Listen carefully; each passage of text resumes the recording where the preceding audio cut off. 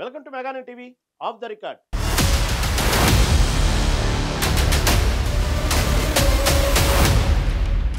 పల్నాడు జిల్లాలో మట్టి మాఫియా రెచ్చిపోతుందా? అధికార పార్టీకి చెందిన ఓ పెద్ద మనిషి అండతో మాఫియా చెలరేగిపోతుందట. ఇక అధికారులు కూడా ఆ నేతకు భయపడి తమకేమి పట్టనట్లు వ్యవహరిస్తున్నారట. ఇంతకీ పల్నాడులో ఏం జరుగుతోంది? మట్టి మాఫియా వెనుకున్న ఆ పెద్ద మనిషి ఎవరు? What's the story?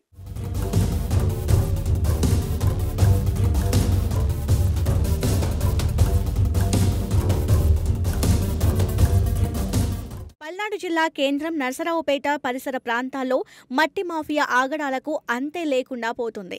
దేవస్థానం భూములు, ప్రభుత్వ భూములు, కొండలు, గుట్టలు, వాగులనే తేడా లేకుండా తవ్వేస్తున్నారట.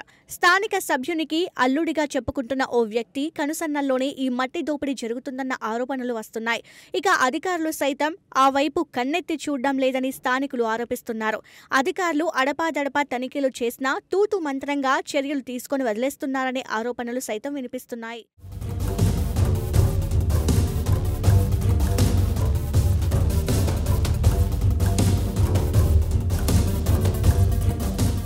మట్టి మాఫియా ఆగడాలు ఎంతగా శృతిమించాయంటే చివరికి రాష్ట్రంలోనే పేరుగాంచిన ప్రముఖ శైవ క్షేత్రం కోటప్ప కొండను సైతం వదలకుండా మట్టిని తవ్వేస్తున్నారు. భారీగా సొమ్ము చేసుకుంటున్నారు. మట్టి మాఫియా ఆగడాలు కళ్లకు కట్టినట్టు వినిపిస్తున్నా దేవాదాయ, మైనింగ్, రెవెన్యూ, ఫారెస్ట్ డిపార్ట్మెంట్ అధికారులు కనీసం పట్టించుకోవడం లేదన్న ఆరోపణలు వస్తున్నాయి. తిలాపాపం తలా పిడికెడు అన్న రీతిలో మట్టి మాఫియా సొమ్ములో ఎవరి వాటాలు వారికి అందడం వల్లనే అధికారులు ఆ వైపు కన్నెత్తి చూడడం లేదని స్థానికులు మండిపడుతున్నారు. సాక్షాత్తు ఆ పరమేశ్వరుడు కొలువైన త్రికూట పర్వతాలకే రక్షణ లేకపోతే ఇక ప్రభుత్వ భూములకు దిక్కెవరని చుట్టుపక్కల గ్రామాల ప్రజలు వాపోతున్నారు.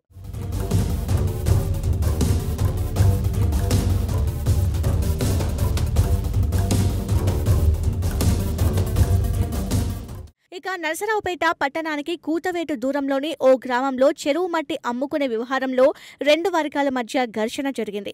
దీంతో ఈ మట్టి మాఫియా వ్యవహారం జిల్లా వ్యాప్తంగా హాట్ టాపిక్ అయింది. అంతేకాదు గొడవ పడిన రెండు వర్గాల మధ్య జిల్లా స్థాయి అధికారి ఒకరు రాజీ కుదిర్చినట్లు తెలుస్తోంది. మరోవైపు ఏంటంటే జిల్లాలోని ఓ ప్రముఖ దేవస్థానంలో పనిచేసే ఓ అధికారి కూడా ఈ సెటిల్మెంట్ వ్యవహారంలో ఉన్నారట. మట్టి మాఫియా వర్గాల నుంచి సదరు దేవస్థానానికి చందాల రూపంలో లంచాలు వసూలు చేస్తున్నట్లు తెలుస్తోంది. ఈ తంతు మొత్తం ఆయన తన భార్య ద్వారా నడిపిస్తున్నారన్న ప్రచారం జిల్లాలో జరుగుతోంది.